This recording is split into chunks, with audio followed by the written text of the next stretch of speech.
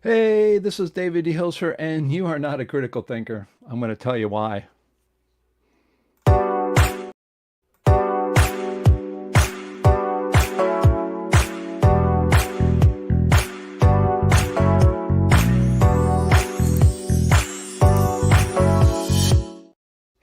Yeah, that's right. Today I'm going to make so many enemies. I'm not going to have a lot of friends today, but this has just been bugging me for so long. And whoops, I took away my slides there. I'm sorry. You can see I haven't been on a while, and I apologize for that.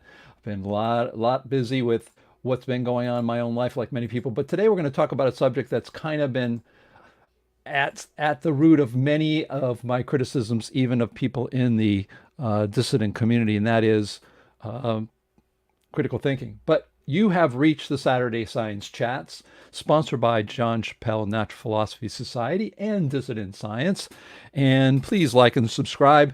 And today, like I said, you are not a critical thinker. I'm going to tell you why you're not, especially if you're a dissident, and how to be one.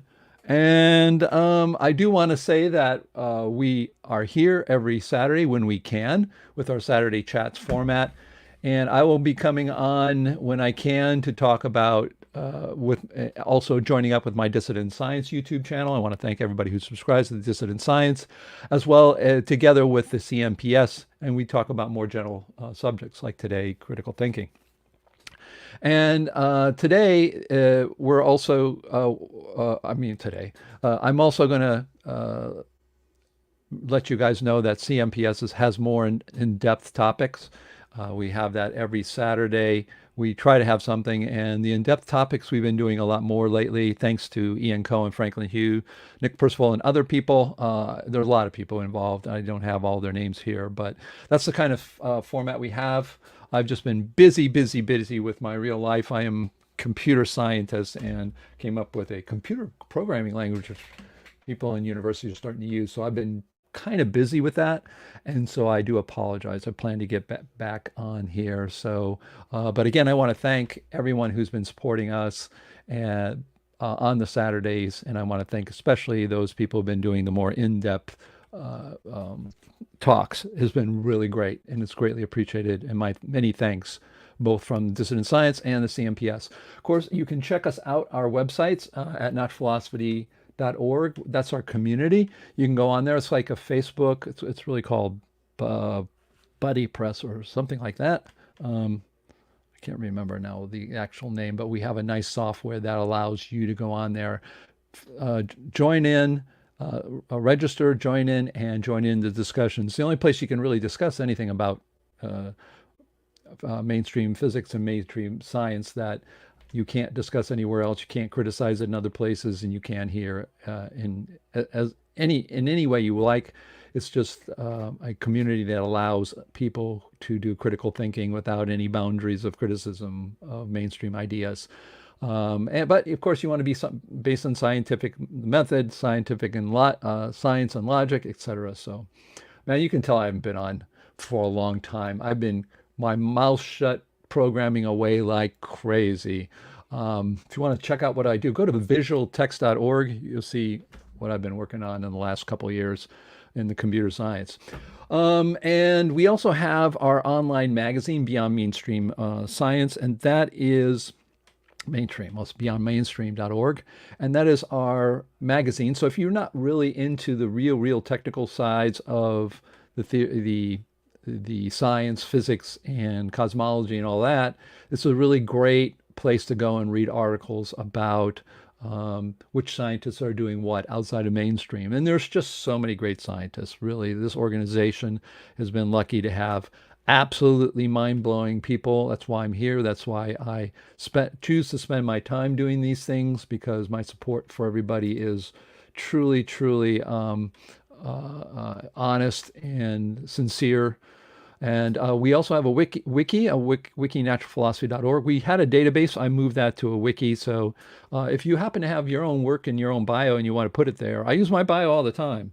I'm out there fighting in the 19 million people who like Einstein's Facebook page. I'm always out there, and they're always at war. And they always post this smear about me being some crazy guy. And I always post my biography from wiki.nationalphilosophy.org, which has a nice bio about my work scientifically and outside of mainstream.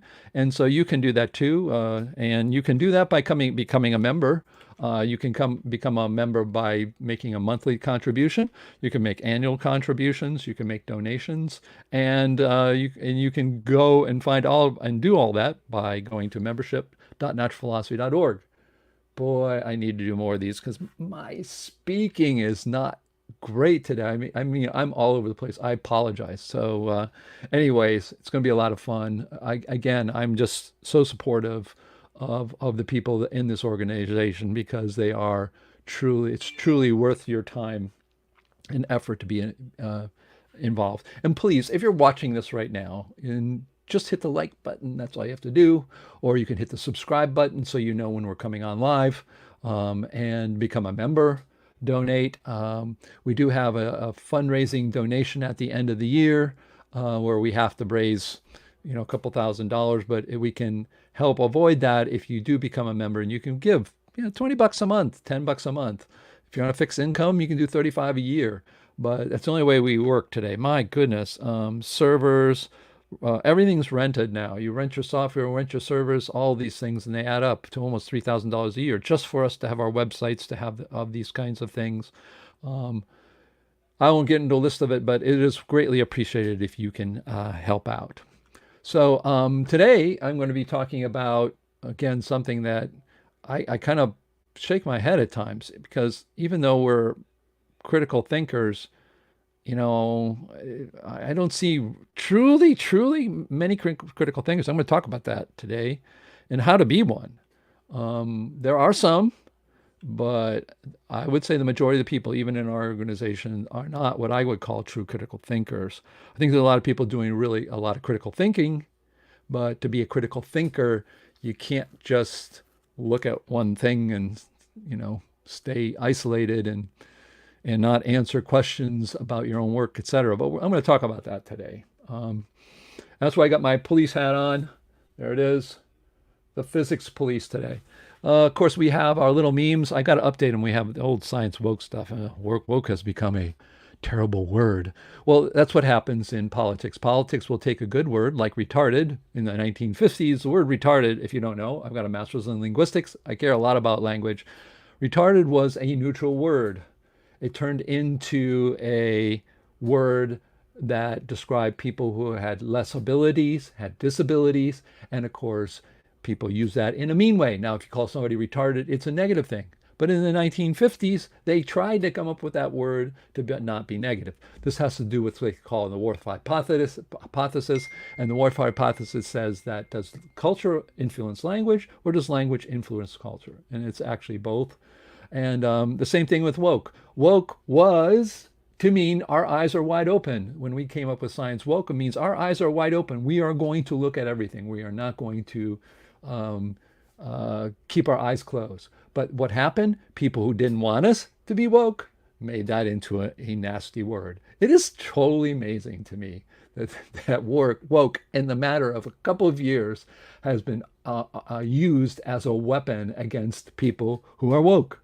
And it doesn't matter if you get triggered by that word, you better step back and think. A critical thinker understands this. It's just like words for anything in English, in any language. Those words will take on a meaning. People will use them, arm them, change it, and then it becomes a bad word, supposedly. So, anyways, this is a critical thinker in our memes beyond mainstream. If you look at, we have memes on beyondmainstream.org, but some of the memes still have the woke on there. I like our logo, by the way. I think that's pretty cool. I do make logos, but it's one of my better ones. You get it right away. Took me a long time to come up with that idea. But anyways, I digress. It is the mark of an educated mind to be able to entertain a thought without accepting it. And that's really important. Having a critical thinking mind, to me, I look at it as being kind of childlike. You ever notice that if you had a child in the room and they were looking at, people's ideas like all the CMPS people, and they all come up and they talk about their model. And if you had this kind of childlike, you go, whoa, whoa, that's cool. Tell me about it, and you get into it. I do that. I do that. I'm unfortunately or fortunately, I'm like a child in that sense. When somebody has a new model, I get all excited because I get, man, this could be it. This could be something that really changes something. And I always look to try to understand what that is. Not too many people do that, unfortunately. People claim to, they don't. And I think that's one of the big downfalls. But to me, it's kind of like, you got to just keep your mind open. You can't, even if you're working on your own stuff. So just to let you know before I start laying into mainstream and dissidents for their inability to be real, true critical thinkers, I do want to say I support everybody here. I support etherists, even though I think ether is a bad model. I still support you. Why? Because I have to say I pride myself in trying to be a what I would call a true critical thinker. I could be totally wrong what I think, and ether could be completely the right model. And again, I've said this many times that people who are etherists don't say that. I never heard an etherist say, well, ether could be all wrong. They'll say it to kind of appease me. If some people will say the words, but they don't believe it. But I do. That's why it's kind of like hedging your bets. Make sure you're friends with everybody because you don't know who's going to be the one to discover something really great. No.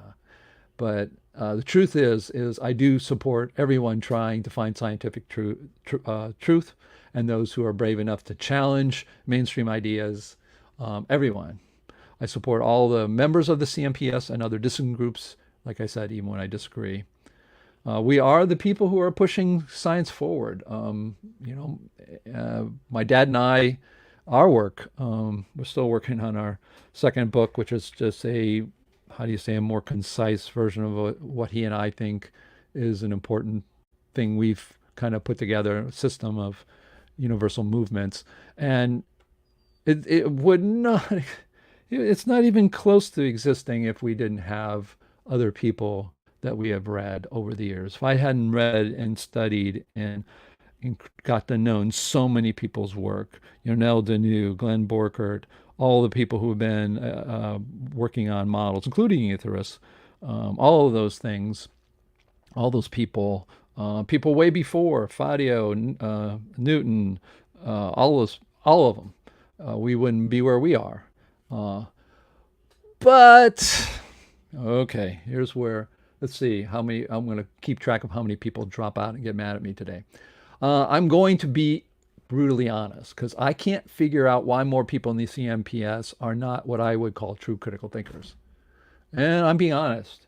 I mean, if I were on my deathbed, that's what I would say. And I say it to people who are outside the CMPS who are my friends. I have a group of friends who are computer scientists, very bright people. And I talk about this kind of thing all the time. And they kind of agree with me because when you're outside the group, you see these things. When you're inside, you don't. So I'm going to talk about that all today. I'm going to kind of vent about that. Yeah, I mean, dissidents are not being true critical thinkers. Why? Well, we suffer from the same maladies of mainstream science. Now, I know other people in this group have said the same thing. I won't say their names because I don't want to claim that they necessarily do, but I see them that way. But I see people cherry picking. Oh, etherists, man, you guys love cherries. Cherries in the spring and the fall and the summer. You cherry pick every time. I went 3 days ago, I went on to our website and I put the three main problems I see with ether. And what I got back was, I've explained you my theory. So there you go. They didn't answer the questions. So yeah, you just put your head in the sand, I guess. But we ignore counter evidence our own work. It's funny because with my dad and I's universal movements, which we think describe all forces in the universe, I'm the biggest critic. I can tell you the biggest problem with our theory, and no one cares about it in our group, which is kind of amazing to me, maybe because ether is just, we're an etherist group. But the biggest problem with our theory is the gravitic field. I have a problem with that, gravity within a cave or something like that. How does that happen? At times I think it's okay. At other times I'm not. So I'm struggling with, I look at our model and it's like, It's got problems. I don't see and hear etherists talking about that. I hear etherists solving lots of this and that and the other, Michelson, Morley, and all this. But man, it's just a lot of cherry picking. We ignore counter evidence and we don't try to understand other people's work. Man, if I would have done that and my father would have done that, we would never have gotten to where we got with our work. Now, is it right? Nope. It's never right. None of anything we do is right. It's another thing people in our group don't say very much. Nothing is right. Nothing can be proved. All we can do, as my father said, be a little less wrong than before. We really have to be more humble. But this is a real problem in the dissident community. But of course, I am not alone in this opinion. There are a few of us in the CMPS that believe there are way too little critical thinking in the group. I have many science-loving friends. I've talked about that. Public sees the dissident flaw that dissidents are blind to, including suffering from many of the the public sees the dissident flaw that dissidents are blind to, including suffering from many of the same stubborn problems as mainstream. Yeah, you can tell I put these things together in my copious time of 80-hour weeks in my regular job. So, but anyways, yeah, I mean, when I talk to people outside who see our CMPS from the outside, these are some of the things I hear. And I am the president of the group, and I take this to heart. And that's why I'm not here to make any friends. I'm just here that's perception. I'll talk about more about perception in our group. But let's get to the good part, which I agree with all the dissidents here and most people here who are watching.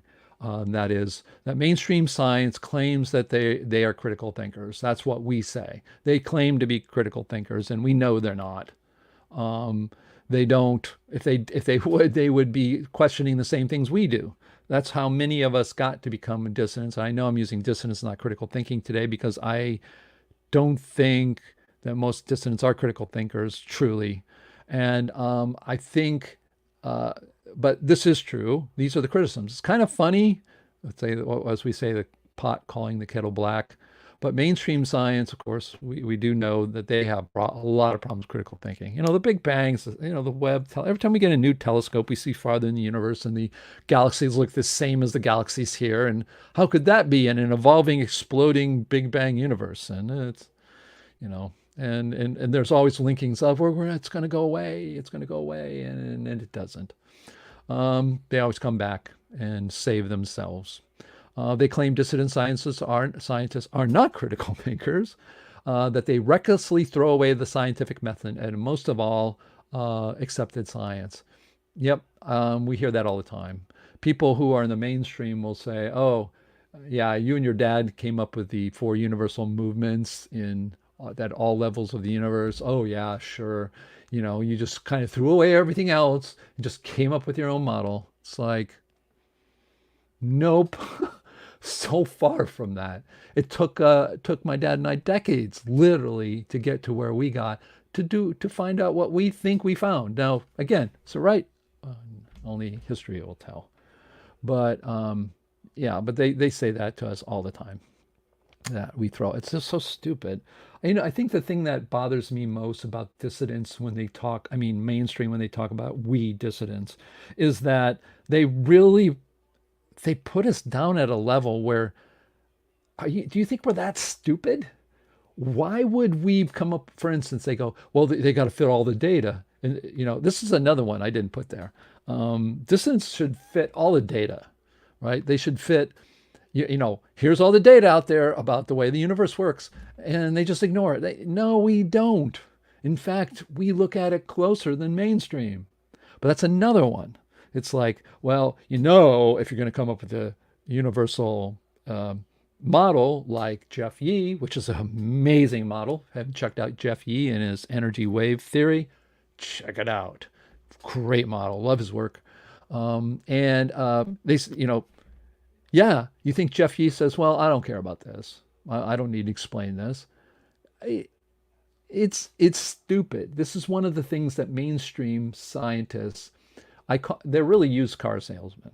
People who this is my true, you know, my true opinion of what mainstream scientists are. They're used car salesmen.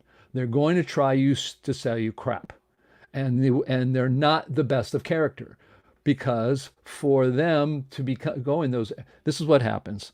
This is my theory. I'm a nerd, so I can talk about we nerds, so I can criticize nerds because I'm one.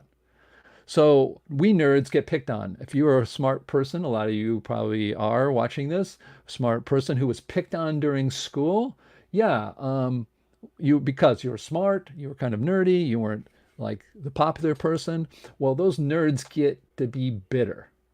And by the time they get to the senior year in high school, when I made my movie documentary, Einstein Wrong, and I talked to these 50% of those nerds who were quite nerds, some of them were like very much not socially going to win awards, very amazing thinkers, but they said that they would forego truth to get their position in science. And I call this the Revenge of the Nerds, which is I think is like a movie or something.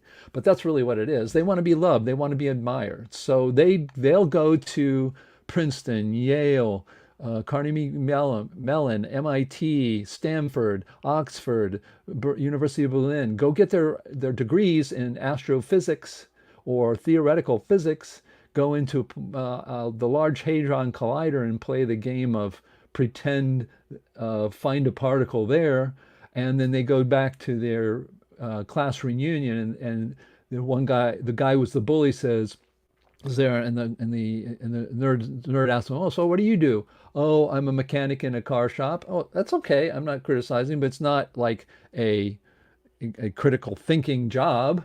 And then the guy who used to pick on him turns to the guy who was the nerd who was picked on and says, "What?" and asks, "What do you do?" "Oh, I'm a theoretical physicist at the Large Hadron Collider." "Whoa, man, I don't understand anything you guys do." Well, problem is you don't understand it because it doesn't make sense, but that's a different story. But these people are the people who go into mainstream. So I've talked to Alexander Unsker, Dr. Unsker, about this, and he agrees with me. The best physicists are not in theoretical physics because the best physicists want to do real work and real physics. So 99.9% of the physicists don't even go along with the physics of theoretical physics. I've talked to some of them. I met one who was in my documentary film. He was an experimentalist, and he basically said, "I have to unteach special relativity. Don't ever call me a theoretical physicist. There's nothing theoretical about physics. It's all physical." And so, yeah, he worked at the Large Hadron. He worked at the Stanford Linear Accelerator, and so these people, we're not dealing with the best minds in the world. One of the best interviews for particle physics is at Alexander Unziker with David. Somebody in the chat may be able to remember his name, but he won, I think, a Nobel Prize for reducing the number of free variables from 20 something to 19 or to 6. I don't know, 3. I don't know. And there's an interview where Unziker is just letting him talk, but comes back at him with real fundamental questions. And the guy could see that he was put in the hot seat, and he eventually is sitting on the edge of his chair. He's got the microphone in his hand, ready to hand it over. It's really, something that is very evident when you try to put these people against the wall, that they really they're in there. This guy, just when he talks, is just so conceited. Has not a humble bone in his body. That's one of the reasons. What's his name? The physicist who's like everyone likes. Oh gosh, darn it! And he has all those lectures about gravity and all that stuff. And he was always humble. He always said, we don't know anything, and that's the kind of attitude. But these people are that way. They're not the best. They're like used car salesmen. In the same way with what I call the science evangelists, like Machio Kiko, Bill Nye the Science Guy, Neil deGrasse Tyson. They're all science evangelists. They push this as a religion. If you ask them Einstein's wrong, they laugh in your face, literally. So these are the kind of people that are accusing us, the dissidents, of not being critical thinkers. I will put a critical thinker from dissidents against any of these people. So don't get me wrong. I'm not here to say we aren't doing critical thinking, but I don't know how close to critical thinkers we really are in the end. Very few. I don't see a lot of humbleness in our group. I see a lot of people who are certain about what they say, but I don't see a lot of people who are humble. And unfortunately, I think there needs to be more of that. But anyways, they also say dissidents are not capable of understanding mainstream theory. It's just too hard. That's what I was talking with somebody, and I can't remember who, but I was doing a. I've at times I've contacted and had tried to talk with theoretical physicists who are totally in mainstream, and oh no, I take that back. This was at the book Physics on the Fringe by Margaret Wortham, and I can't remember her last name, Margaret, and she wrote Physics on the Fringe. I went to see her at a book signing at UCLA, and it was during their book fair. And I met her there. She was at the booth and stuff, and I had her sign and I said, I'll be in the audience. She talked about me and being in the audience, and she came to the conclusion. She was saying, these people love science. They get together, they're like children. They build these little Legos of the world and models, and they have no idea what they're doing, but they love science. And what our problem is we're not teaching it to them well. That's the attitude she had. Now, she actually is on, I won't say it. I know she does watch us. I have absolute proof she does. She watches what we do here. She doesn't necessarily watch everything we do, but she was also interviewed by PBS and other places around the country the time her book came out. This is a while back, a couple decades ago, 15 years ago, I don't remember. And one person said, you think anybody or anything's going to come out of the NPA or the CNPS? And she goes, oh no, I'll guarantee there's nothing going to come out of that. Now, first of all, just in a logical, philosophical sense, she's wrong. You can never say that about anybody. You can't say that the person on the street who's homeless has some great thoughts. It's not going to come up with some great idea. You can't say that. So this is the downfall. It's the arrogance. And of course, I always also compare mainstream scientists to gangs. When I was on a first degree murder trial as a juror, and one of the things about gang members you learn is they're all tough and really big when they're all together.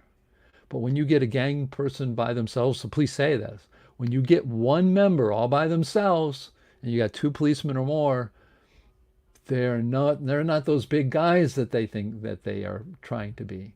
In the same way with mainstream, they're all big and great when they are in the majority. So it's just the mainstream people who go into it and theoretical, they're not the best. They're not the brightest. Dr. Alexander and I agree with that 100%. And that most physicists and most people who do like science thinks all this theoretical Big Bang, all that kind of stuff is mumbo jumbo.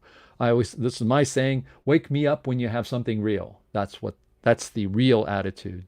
And of course, dissidents must publish their papers and study in a university. Of course, this is a fallacy because you can't do that. But let's look at dissidents. We'll talk about that a little later.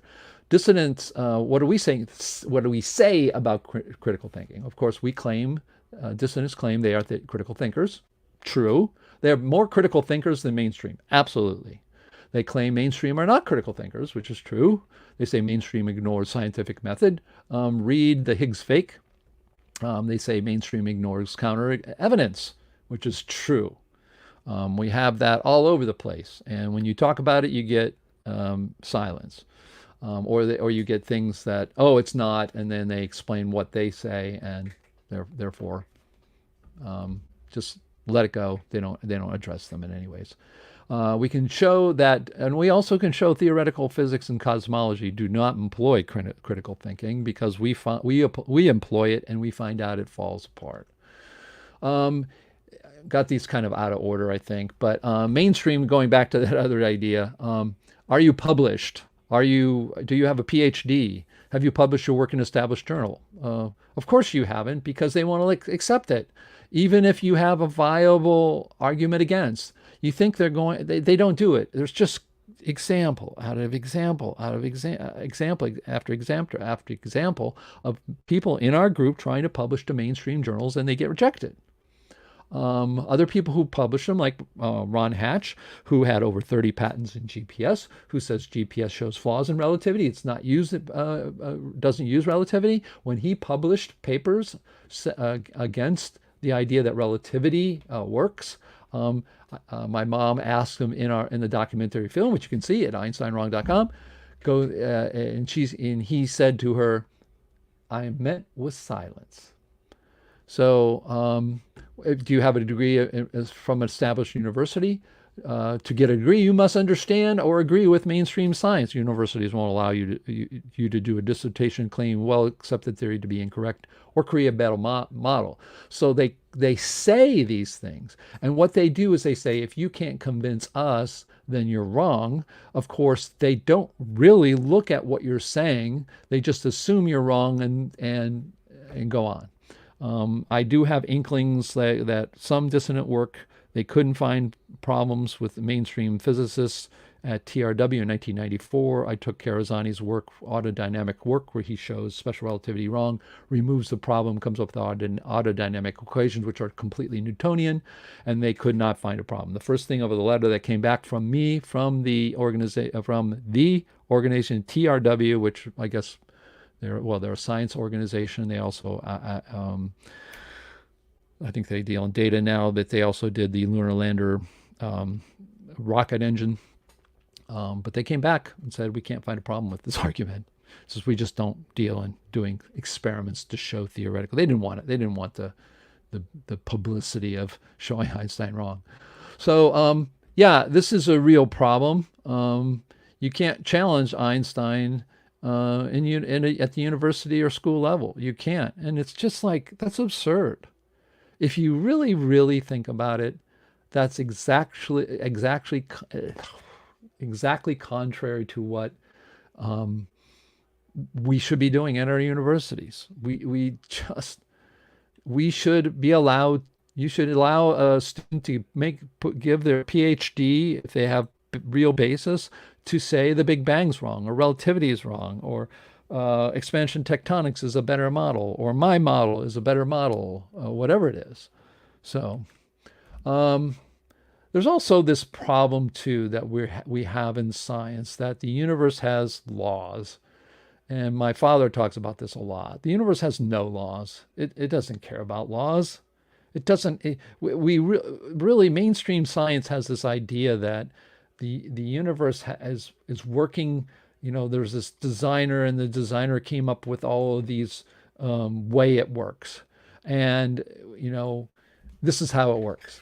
And because of that, once a theory is established and we can, supposedly verify it, it's correct for all time. You can have a modification to it. You can have additions to it. And that's why Einstein's relativity is so popular. It's because it doesn't violate Newtonian laws of physics. It just changes as you get close to the speed of light. And that's looked at, and that's one of these problems, is that the universe has laws, and if we discover them here, they're going to discover any other intelligent being in the universe is going to discover the same thing. The universe has, so that's why I said that's the job of science, to discover these. There cannot be more than one model for something in the universe. That just can't happen. It can't be like the rest of human endeavor, which always seems to have competing ideas and models. And the models out there, mainstream claims that, oh yeah, we've got this, this, and this, and they're all models that don't deal with the criticisms that are levied against them at a fundamental level. They're trying to, I've got a model that shows how to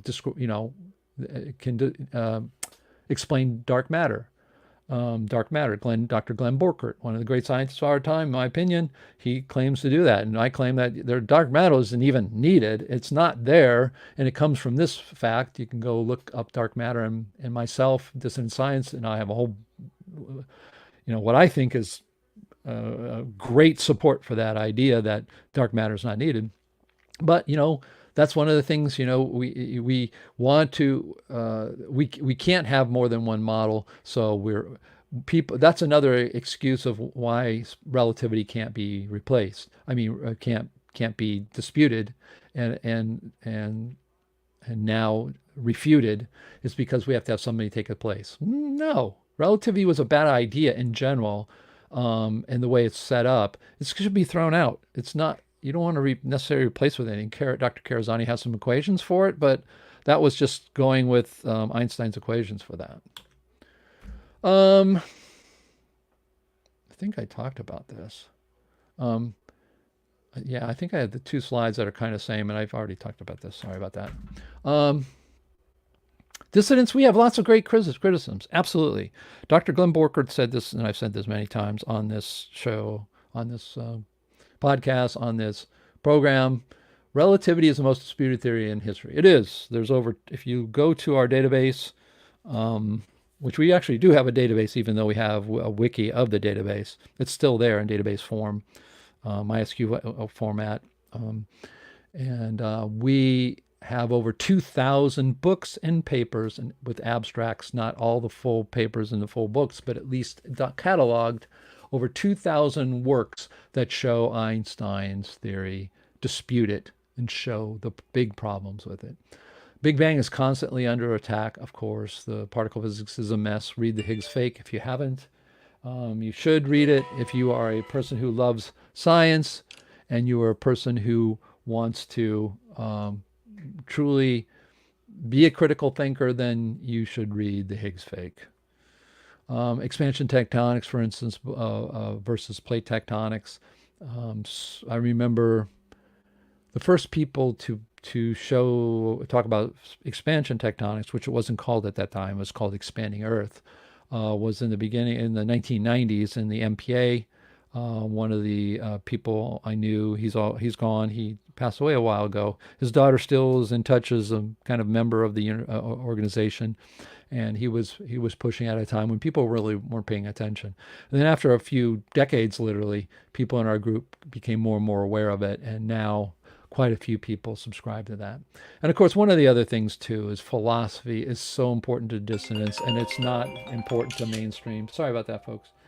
See if I can silent all this stuff. There you go. And so, yeah, we have lots of great criticisms. So, dissidents, perfect critical thinkers.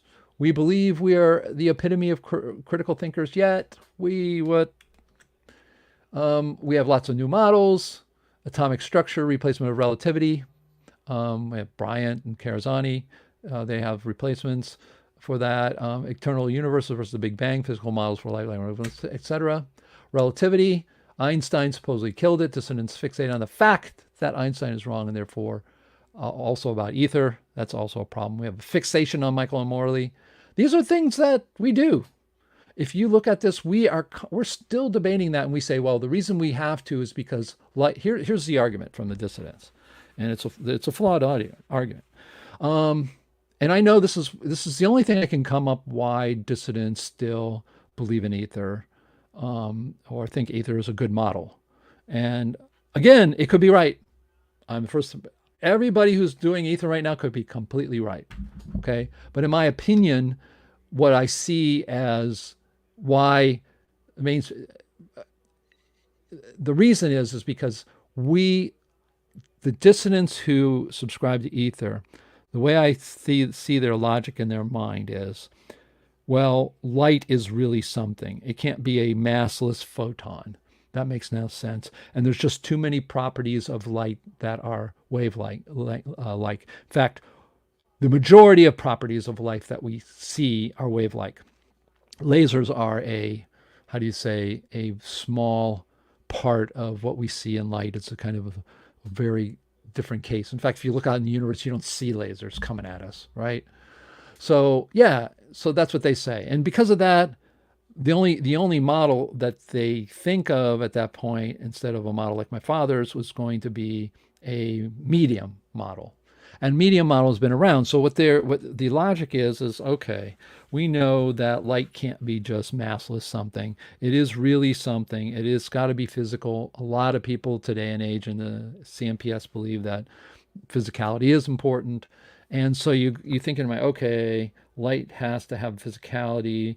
It's mostly a wave. It's like 90%, 99% of it's a wave. Yeah, you've got the double slit kind of weirdness going on. It's wave, it's particle, but it's gonna wave. And waves, medium, and we're not the first people to think of this. This has gone all the way back to, the 17th, 18th, 19th centuries. So, okay, there's this ether, and we got to go back to that. And it's kind of convenient too because Einstein killed it. Einstein is wrong. We know, at least many of us believe, his theory is garbage. And therefore, if we go back, we can now just take up ether because light is mostly waves, so it must have ether. Forget about the big criticisms. And then we start talking about Michaels and Morley, and then we get into how do we make ether describe all these things? And we get stuck in this world. And that's what I see. If you look at our main page of our natphilosophy.org, if a person goes to that right now, they're going to come back and say, oh yeah, did you see I went to natphilosophy.org, but it's an ether group. That's what they're going to say. And then they go, yeah, well, these are the problems with ether. And you don't see anybody addressing that. I asked those questions a couple days ago, and what I got back from is, oh, I explained you my ether theory. Guys, it doesn't work. How do we expect anybody to take us seriously if people on the street can see this. I'm not saying this because I'm against ether. I'm saying this is the truth about what's going on. I told you I'm not going to be nice about it. It's my job. I'm not 63. I don't care what you think. What I care about is that you do try to think critically. But I do care. That's why I'm talking about this. So here we go. Mainstream has legitimate argument against ether, even though they have no model for light. That's true. That's true. I agree with mainstream on that side. There are legitimate, very basic problems with ether. And I'm not talking about transverse waves. No. You know what the average person understands in a second is a laser. To say lasers don't exist is to be kind of stupid. And then you say to people, okay, if you have okay, here's what I do. I tell a person, well, our group has a lot of people who think light is like a medium through a wave through a medium. Oh, that's pretty cool. And I said, yeah, but think about it. This is a wave that goes 10 billion. It takes 10 billion years to get here. Do you think a wave can go that far? What kind of properties does that have? You send a wave around the world, it can make it, but it's not the most efficient wave. When you do sound, can I send a sound signal to you that's about half of an inch wide that only goes to that? You can kind of focus it, but it spreads out really fast. And people get that. And they go, yeah, that's a problem. Especially the laser part. They just go, that to me is a particle. In fact, it's funny because another great thinker in our group is Dr. Bill Lucas. And he says, how do you know something's a particle? You can make a beam. Oh, well, light's a particle. Well, you can take ether and shoot it. Anyways, there's more problems with it. Again, I'm not here. I'm saying you guys got to answer these questions. Dissidents don't address these problems. The CMPS used to be known as an anti-Einstein group. I've said this before. When we were in the 2010, 2008, 2009, 2010, 2011, those times, we were very close with the Electric Universe group. And the Electric Universe group looked at us and kind of laughed at us when we first had a big meeting together. I can't remember where it was, whether it was in Arizona, where it was. I can't remember. It wasn't in Flagstaff. Anyways, it was someplace, New Mexico. I don't remember. Doesn't matter. But anyways, they looked at us, and I remember sitting with David and Walt Thornhill. David, can't remember his last name, and Walt Thornhill, and I was sitting and talking with them, and they said, "Oh yeah, you guys are an anti-Einstein group," and they kind of laughed at us Of course, I've told this story before. Fast forward 10 years, while Thornhill's giving all these lectures about how Einstein is wrong. Cool. But the MPA, CMPS or MPA used to be known as an anti-Einstein group. It's now known as an ether group. I mean, that's what you see. You see people talking about it. You see, it's unfortunate because we have a lot more going on. When we try to do these talks, we do. But if you look at most of the stuff that's being talked about today, it's almost everyone is an etherist, and it's kind of assumed that, and everybody kind of, it's like a group. It's this whole idea that people live in a bubble. Guess what, folks? Ether is a bubble. We all live in bubbles. I live in a bubble too. But I try to break those bubbles as much as I can. I even break my own bubble with my dad and I's work. I get up, there's not a day that goes by, I've told you this, that I think, well, ether may be right, and my dad's model for light is wrong. I let myself think those things. I always have that, always keeping that in mind. We people we need to be that way. But most people are not. Very few people, in my opinion. Um, so, the MPA was constantly the MPA versus CMPS. There was something that the MPA, I think, that did better, and that was the critical of ether. We had the pros and cons of ether. Now, the MPA didn't has two of these. They were talking about elasticity, almost to be a perfect elastic particle for it to be able to transmit a wave that from that far away for that long of a time. That was one of the huge arguments. It still is. Now, we had one guy in our more recent, we started in 2015, our CMPS conferences in person again, and Ray, somebody, I can't remember, man, he is an engineer, and he came up with calculations of the elasticity needed for ether. And he says it's doable. I think he even did a paper. He says it's doable, but it's ridiculous too. I mean, it's ridiculous. So that is a problem. Of course, lasers are a problem. And then the last one, too, but they used to be debated a lot. If you were an etherist in the group in the 1990s, you had people arguing against you, and rightly so. And that, to me, is a much better debate. Now, I don't see that.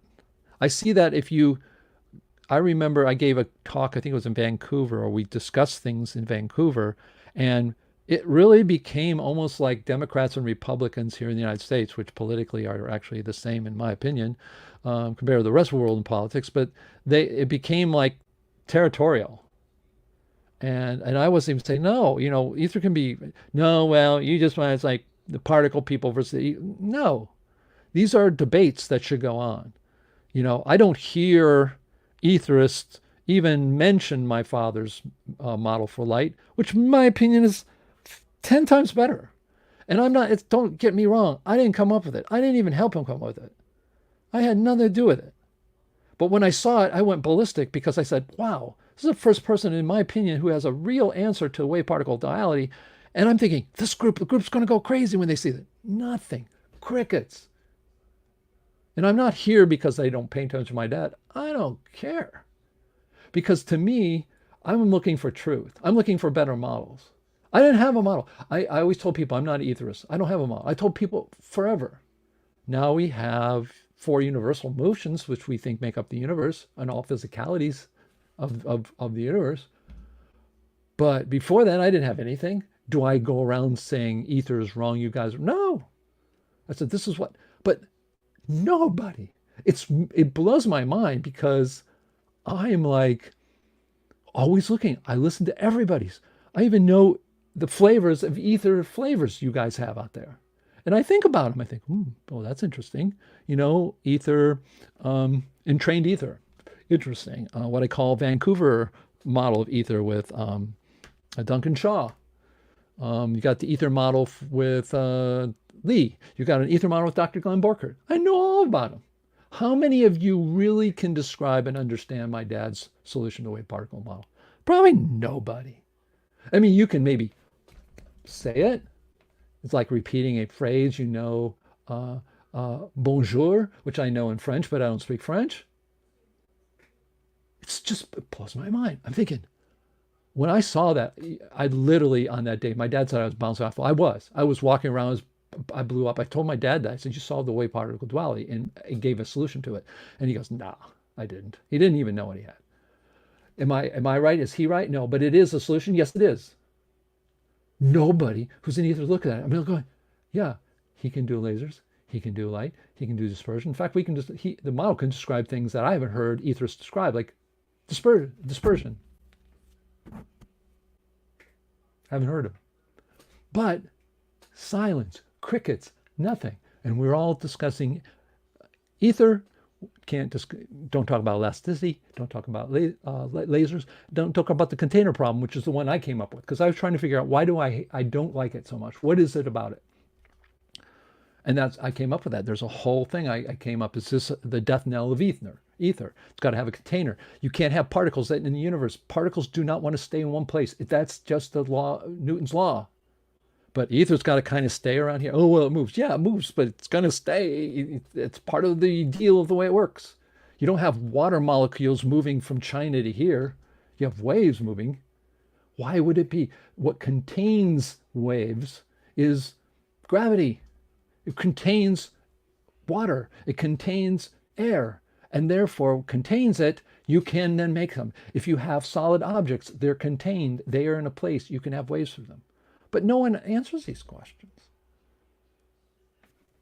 I hear a lot of word salads. I hear a lot of science poetry. I hear lots of those kinds of things. Dr. Glenn Borchert, in my opinion, does try to address some of these problems because he was part of the MPA. He was told and he understood there are real problems with ether. And the reason he knows this is because he's old. He was around then. And they brought him up to him. And he's a logical thinker. And he goes, yeah, you're right.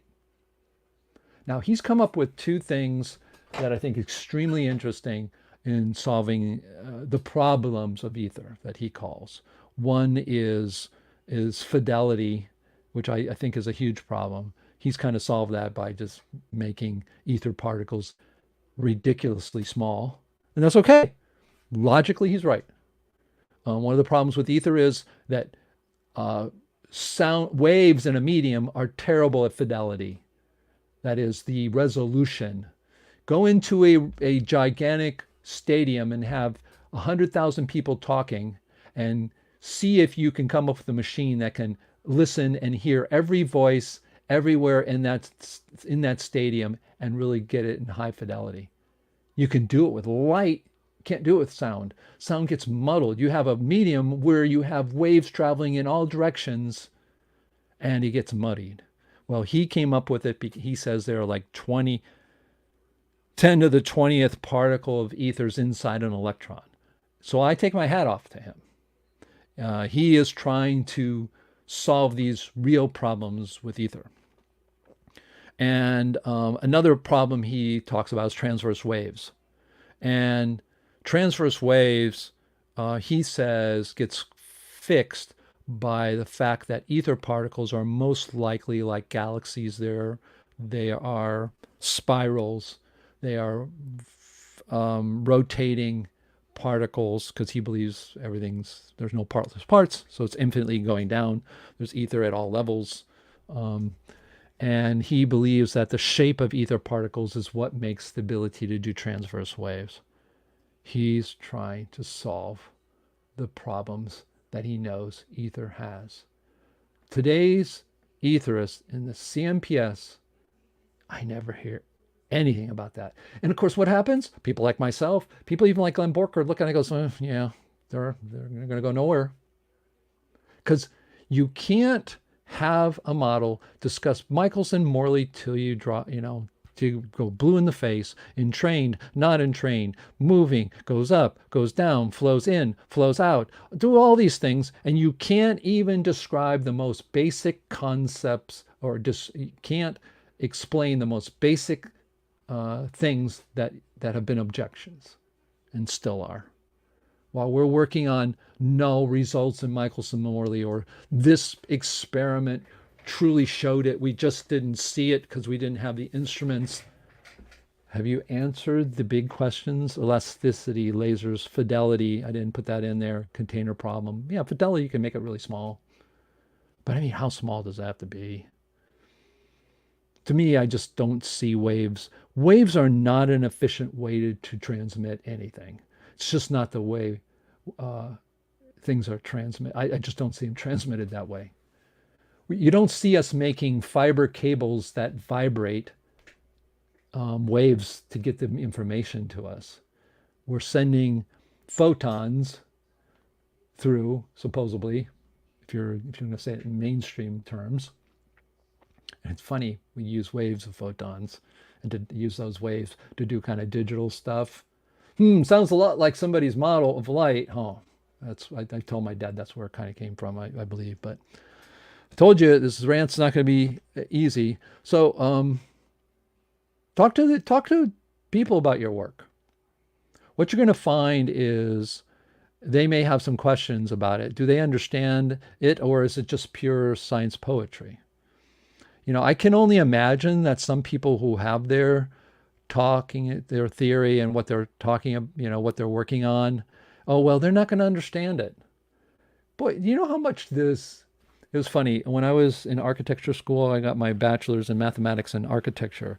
We had I remember when we would have design reviews of our buildings. And the teacher came up and they said, okay, what's the big idea of your building? And a student would get up and says, well, it's got this kind of classical sense it's got a postmodern vibe. And I'm really using materials that are what I can see as part of nature, but are contrasting with today's modern materials.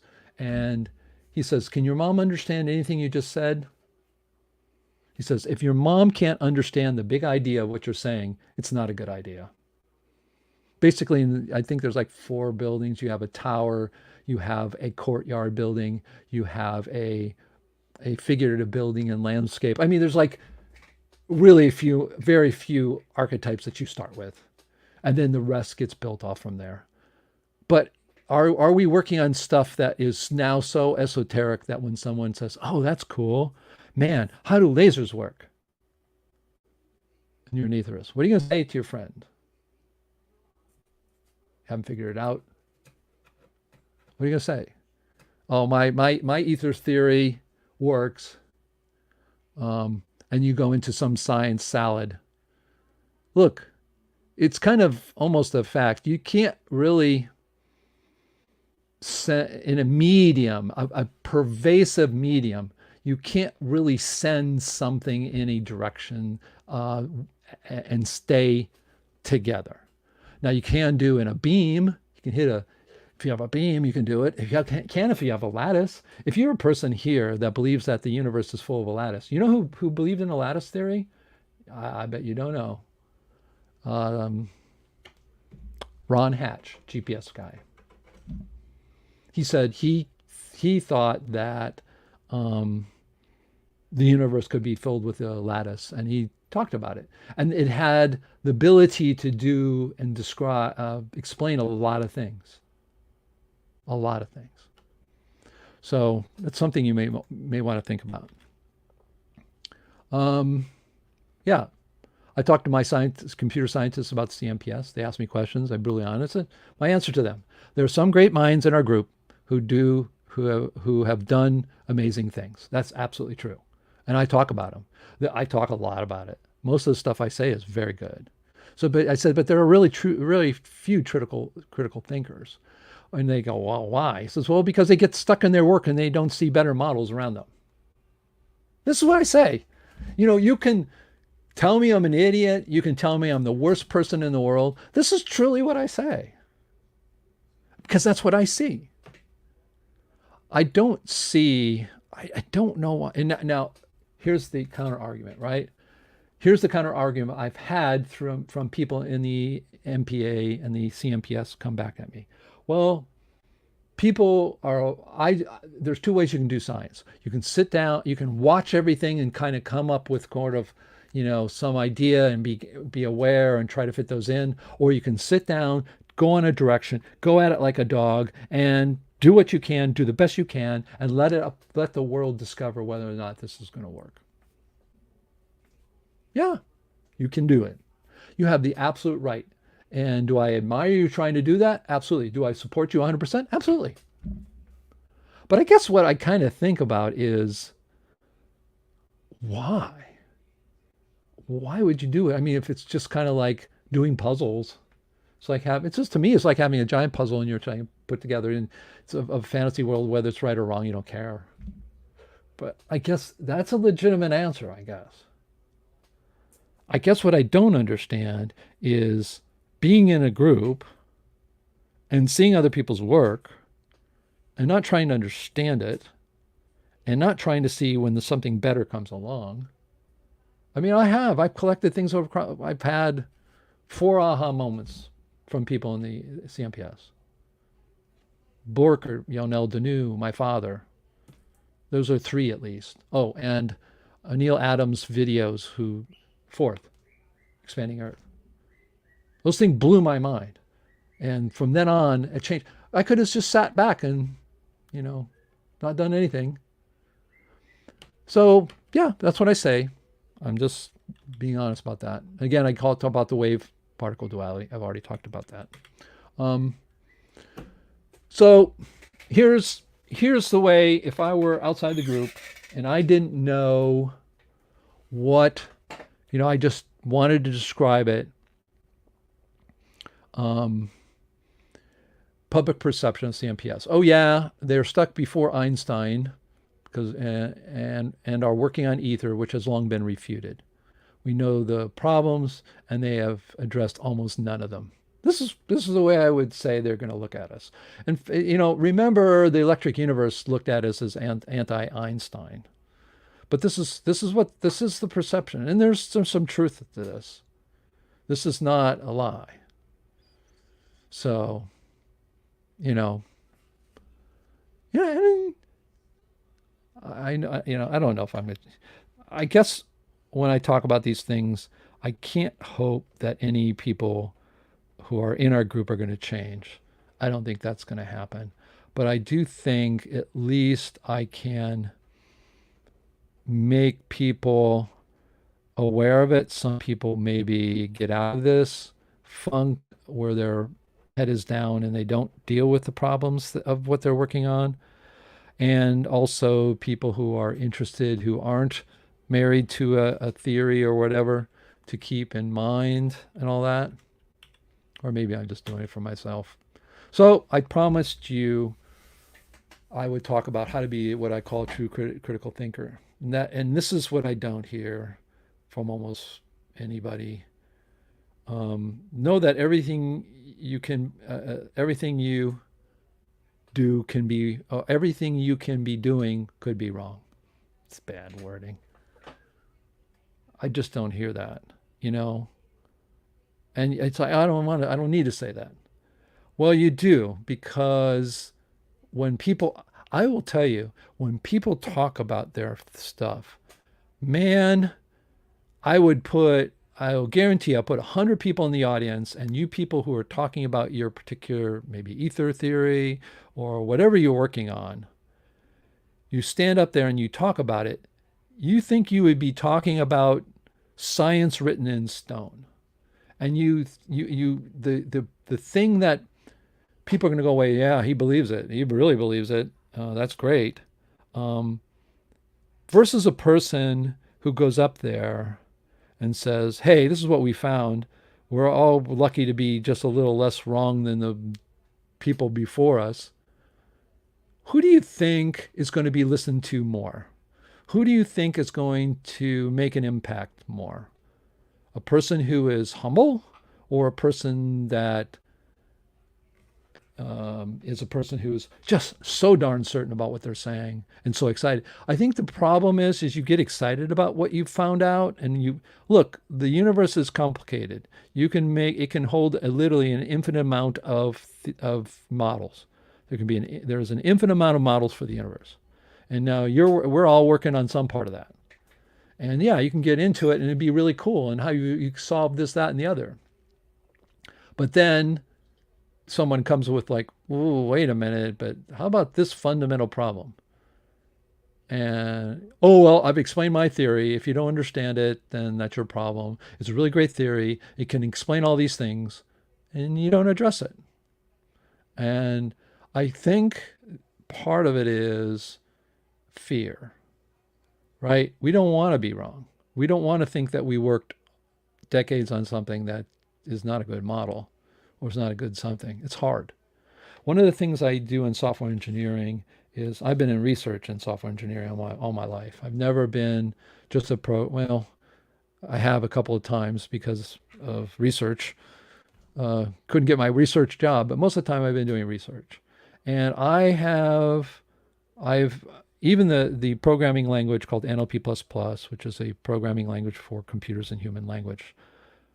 When we program in it, we expect that the first week, 2 weeks, month, 2 months, that we're going to program and throw it away because it's going to be wrong. Because when you're trying to write a program to understand human language, you're not going to get how it's understood the first time. So you're going to throw it away. And one of the big people ask me if I were to say I was successful in some way in computer science, the thing I always say is I'm not afraid to throw it away. And I think that's one of the things about being a critical thinker. You got to know that everything you can be doing could be wrong. And you, okay, yeah, I worked on it, but yeah, you're right. We got a problem. You know, if you're a particle guy, the reason photon, oh, well, one photon cannot make a wave. Wave is a frequency. Frequency requires things happening over and over. You can't have one particle doing that. So when Newton was trying to use his bigger and smaller photons, doesn't work. There is no such thing as a photon because a photon would have to be something intrinsic that is one thing that has frequency. You can't have that. Frequency only comes from more than one thing. And so that's why, you know, but again, you guys, when we're looking at critical thinking, you know you can be wrong and you got to demonstrate that. And I just don't see that. I see word lip service to it. Like, okay, yeah, we all can be wrong. But let me get back. That's, they don't believe it. You don't believe it. You really, truly have to believe that. And that's not easy. I think it's kind of like being religious and not being religious. If you're not religious, you don't have that emotional comfort necessarily. And is there a God or not? I don't know. But I mean, being a critical thinker is not easy because that means you got to kind of accept that all we're going to do is maybe be less wrong than the last generation. It's not easy to swallow. Second thing, take criticism of your work seriously. Otherwise, all your work may be for naught. Now, I have heard the argument, and I totally can accept that I don't care about that. I don't care if what I do, no one ever cares about it. Okay, that's cool. But if your goal is to get it seen, and I've seen a lot of people, that's their goal. Like, I found this amazing thing. I've discovered this model for ether, and it's so good. And everybody needs to know about it. Well, you better take the criticisms that come at you. Because if you don't, no one's gonna listen to you. Work on what interests you, but always keep up with others in a distant community. I tell you that because somebody else is going to use it. I mean, a good example is we use Yonel Danu's work, we use Borkert's work, and they're both etherists. Those have problems. They know it. I know somebody, when we came out with what we would call the four universal motions, they said, oh, we're going to do that in ether. Several people said they were going to do that, and they didn't. Again, it's not that we're right or wrong. It's just that there are other things going on. If I don't look at everything that's coming out, I do.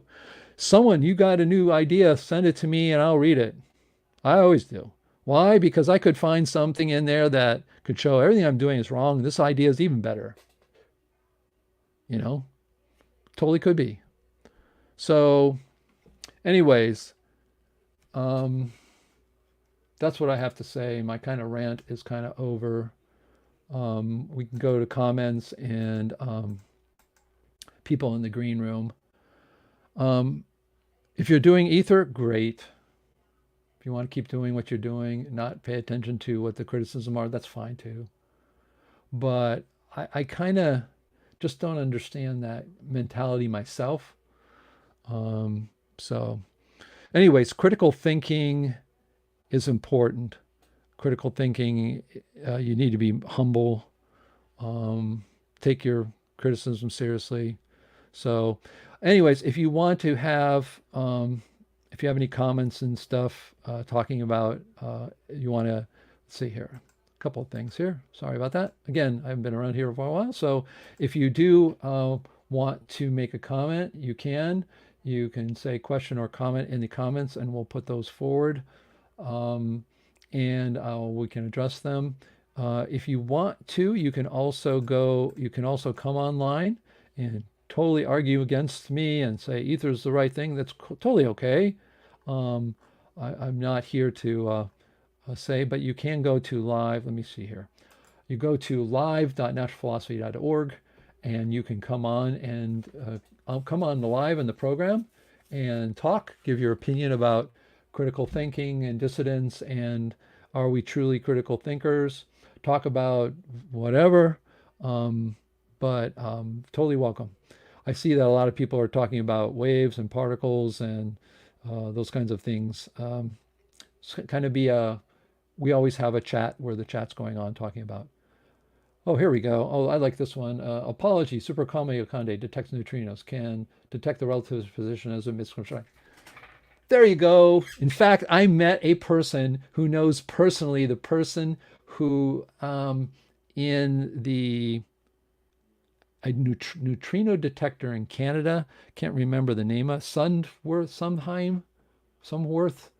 and talk about the they got I think somebody got a Nobel Prize for it, and I was in my wife's business, and we were up in front discussing, and the person talked about neutrino. I just shut my mouth.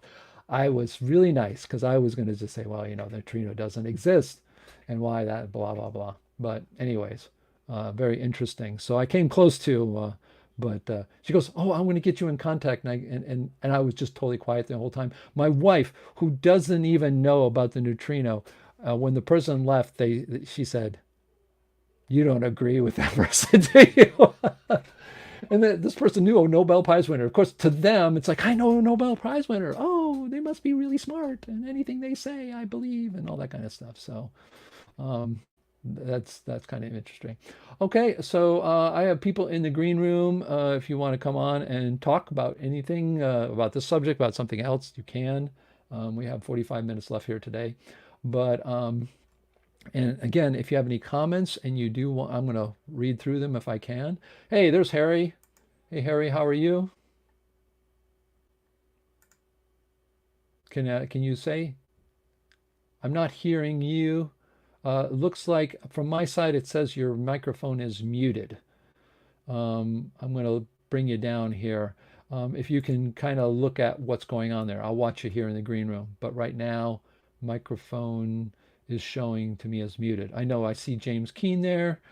He has his microphone is looks good. I know Nick Percival. So if okay, there you go. Let's try it.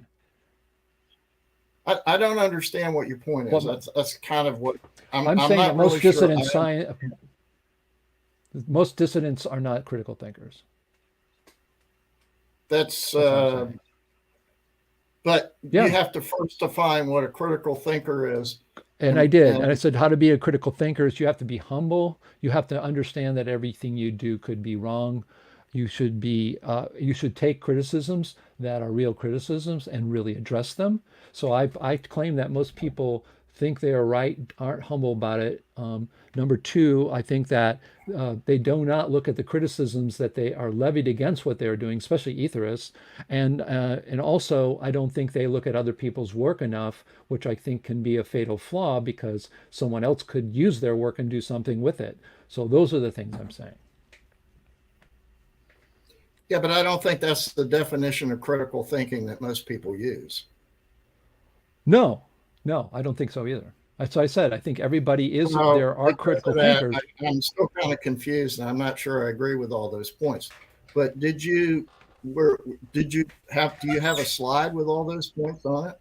Yeah, it's my last slide right here. No, everything you can be doing could be wrong. Take criticism of your work seriously. Otherwise, otherwise it's all for naught. And work on what interests you, but keep your eyes on Well, if other you're people. going These, to, if excuse me, David, but if you sure. kind of are doubtful about what it is that you're doing, then why would you continue to do it? No, I'm saying being humble, and you have to understand that we, Well, that's yeah, certainly well, reasonable, but if you're too humble, you're not going to. oh I yeah, of mean, course, I just of think course. I just think that your principles are contrary to human behavior. I don't think humans behave the way you want them No, I to don't in think your so. principles. No, I agree Well, 100%. that's just my opinion for what it's Sure, worth. Thank you. sure, no problem, no problem. So yeah, is this what critical thinking is? I'm saying that basically critical thinking in our community is very, how do you say, isolated in some sense. That people are critical about something, they work on something. Yes, you believe that it's something, absolutely, you believe in it. But I think the problem, the downfall is that they don't look at criticisms. That's a huge downfall. And I'm here to shake up people so that their critical thinking can be better. Yeah. Am I saying it in a very drastic way? Absolutely. I'm trying to do that to try to get people paying attention as well too. I mean, it's like marketing in some sense. But do I really believe these are problems? Absolutely.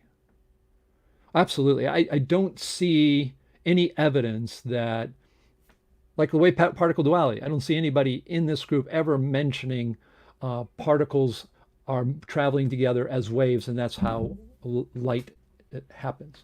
And that also can describe light. I don't see anybody looking at what I consider to be, and what I talk with other people outside of people who have no skin in the game with ether. That blows my mind. It just blows my mind. It's not even that it's my father. It doesn't matter. And that's why I've done work and tried to show expansion tectonics, to show Glenn Borkert's work, to show and talk about Yonel Deneu's work with magnetism, and other people. And I have people on here as well. I just think that there's a lot of bubble going on, and yeah, you have to put yourself in a bubble for sure to work on your stuff. But I don't work that way. Maybe I'm just screwy. I mean, even when I'm working on what I'm working on, I'm thinking of all kinds of other people. And I do. I mean, I'll give you an example of that. We were working on the nucleus with the four universal motions with that's what we came up with. And so I'm working on it and I'm thinking to myself, well, how is it that orbits in a physical Newtonian sense could do the clouds formations of SPDF orbitals. And then I remembered Jeff Yee's work, and he did computer simulations of electrons going around and keeping in a cloud because he had equations that described that and could mimic that in a Newtonian way. And I thought, oh my gosh, it's because, and then I translated that into our model. So I'm just saying that. I think you got to kind of understand that when I think of critical thinking and other people think of critical thinking, it's okay to be, and I praise everybody who's a critical thinker, who's trying to do something new. Absolutely. I don't understand why people hide, keep themselves and don't answer questions that are legitimate questions or models that are legitimate models that may be better. I don't see that. I see nothing like that. And that kind of is weird. I don't see that. And I don't understand it. If I were an etherist, I would, okay. It's again, I'm not here. I I admire everyone who's here. Absolutely. 100%. I admire people who are more mainstream people. I admire you're here at least here confronting things, looking at things, listening to things. Absolutely. But as a person like myself who's been around since 1992, 2002, 2012, 2022, 30 years amongst dissident people. I I'm a systems person. One of my way my brain works is when I see something, I try to come up with a system for it. So, you know, I don't I don't think in ways of just I'm trying to come up with a solution. I never was interested in coming up with a model or a theory or anything. I was more interested in people thinking about the universe and coming up. I mean, Karazani came to me and gave me a stack of papers that he had written about how Einstein's wrong, special relativity, and sat down and watched. I said, okay, that's cool. I've kind of always been that way. I've always let myself out. I always have a door in my bubble. And I don't see that with a lot of people. And I kind of get confused like, oh, did you see my dad's model for the wave particle duality? I don't, it's like wave particle duality is huge. It's huge to everybody who's an etherist. And yet no one sees that. I just kind of scratch my head. It's not my theory. It's not like I sat around with my dad and came up with this. He came out of the blue. I had no idea. He put the diagram he showed me. No one understands. If you go to our book, you can see it. If you see the diagram of what he came up with and what he was really trying to say, and I like people should know this. Nobody. Silence. It's like wave particle duality. How many people say they have solved that or have a solution to it? I'm not saying my dad's right, but it's a solution. So, I'm just trying to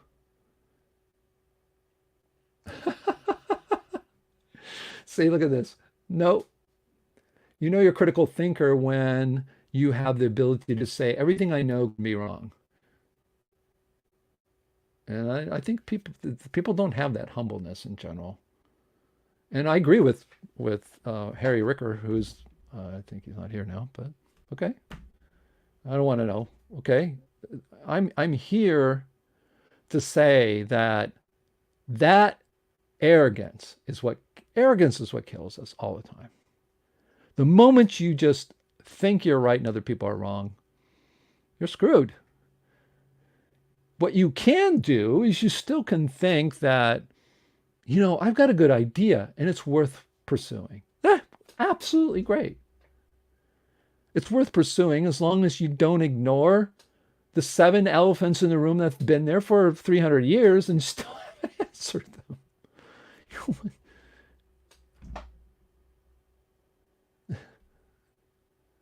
You know, I just don't, that's the kind of thing I don't know.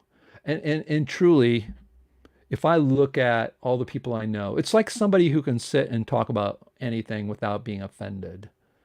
Like I have a best friend, and he and I can talk about anything. We can talk about things that are immoral. I mean, completely immoral, killing children, something like that. Doesn't mean we're going to go and do that we're psychopaths or anything, but philosophically be able to do that. And I think with science, we need to keep our brains kind of philosophically kind of open. And, that's important. Here's somebody. Here we go. Dave, hey, I sent an email a couple of years ago and some drawings on my model, but you ignored it. I get a lot of emails, and if you send it to me again, I can look at it. The problem with me right now is time. My wife has a new business. I work in that. I'm working 60 to 80-hour weeks on a new technology we developed 20 years ago that's now exploding, and I'm working night and day. I'm getting 5 hours sleep a night. And I try to do this because, if I get other people to do it, that's why I have people helping out on other Saturdays. If I can get somebody who's more general like me, who can talk about generalities, that's cool too. But it's really a matter of time. And I do apologize. Well, here's what I would say, Greg. If you have something you want to do, come on and talk about it. Come on and talk about it. So absolutely, send me something that says I have a talk and I'll talk an hour on this, and then have a program. That's really cool. So, well, no, not never mind. You can come on and talk about it, Greg. Okay? Don't never mind. We have this forum for anyone here. Absolutely anyone. You have an ether theory that's the best in the world. Come on and talk about it. I'll come on and I will host it then. So, yeah, it's uh true. But again, it's my choice. Um, I'm only here and I'm trying to do all this because I want to make sure our group continues to go forward. And I try to come up with things that I think, I always find that a lot of my pet peeves I can turn into general problems and general discussions of about who, you know, and what we can do in science. There's a lot of great science. I really enjoy. I watch the Saturdays when I can, that are hosted by Ian Cohen and other people who I know are with them.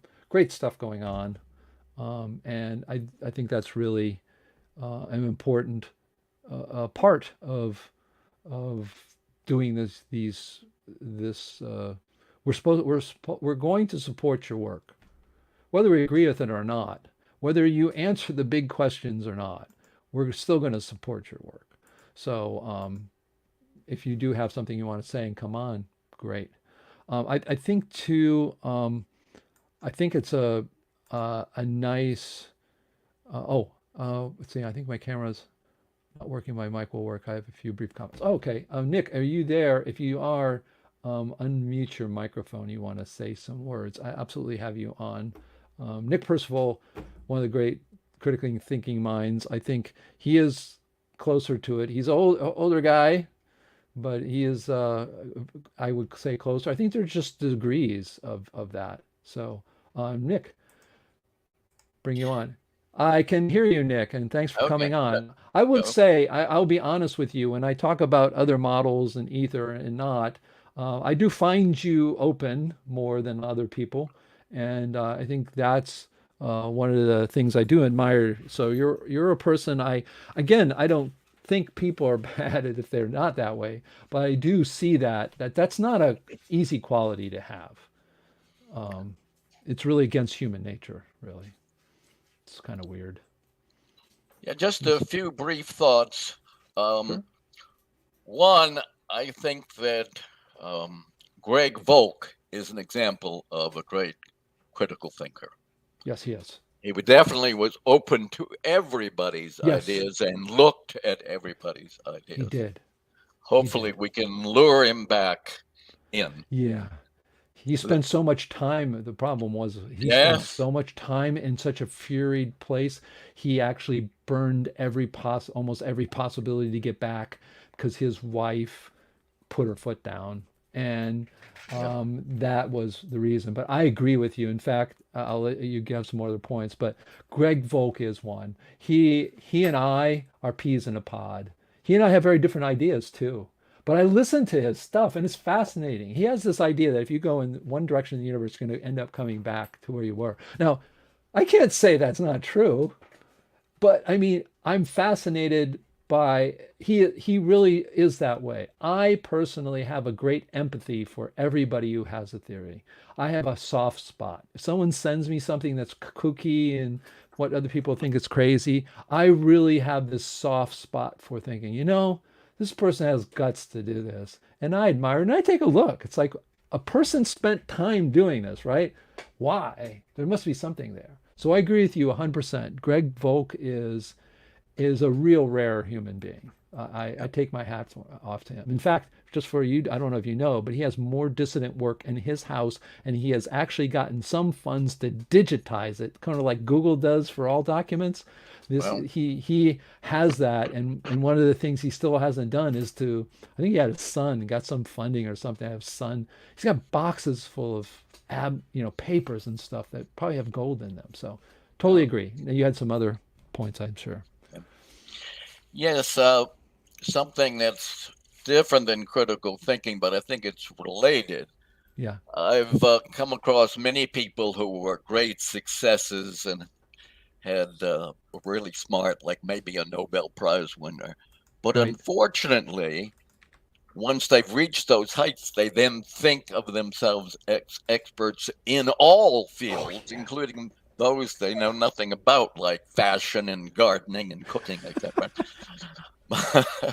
But I think that's kind of I love that. related to critical thinking. I'm not Yeah. sure one can become a critical thinking about more than one area because Yeah. it takes a certain amount of knowledge and depth of perception and time to become a true critical thinker. Um, so one can't become one may be predisposed to questioning, but can only be applied to, I think, a relatively small area. Um, and I think you can also, it's maybe echoing Harry by saying that critical thinking, the nature of humans puts limits on how far you can go in being critical thinking. Like Yeah. when I first started questioning um, the idea of Einstein's that time dilation could affect clocks and slow clocks as a function of relative velocity. Right. That was a big breakthrough for me because I assumed when I went to college that everything my teachers told me, they seemed very logical. They were very smart people. They spent all their time. They were considered the world's experts. So I just assumed that everything they taught would be correct. So it was quite a breakthrough to find that they weren't correct. But and initially, I spent a lot of time, and I would actually pray to say, "Hey, if I'm wrong, please give me some supernatural push and let me know that I'm on the wrong direction. Don't want to spend my entire life going in the wrong direction." Um, but after a while, I think certainly at this stage of life, if someone tells me I'm wrong, I'm not going to be very open to that.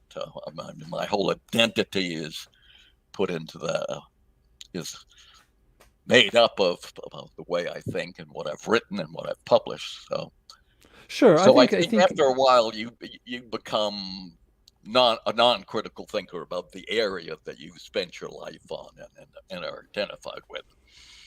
Oh, for sure. I mean, that's just a kind of a life cycle. But you've also been through enough that, I mean, if I look at the thing, aha moments that I've had, which aren't haven't been, none of them have been well, maybe one is my own aha moment in science in all these decades. All those aha moments weren't even me.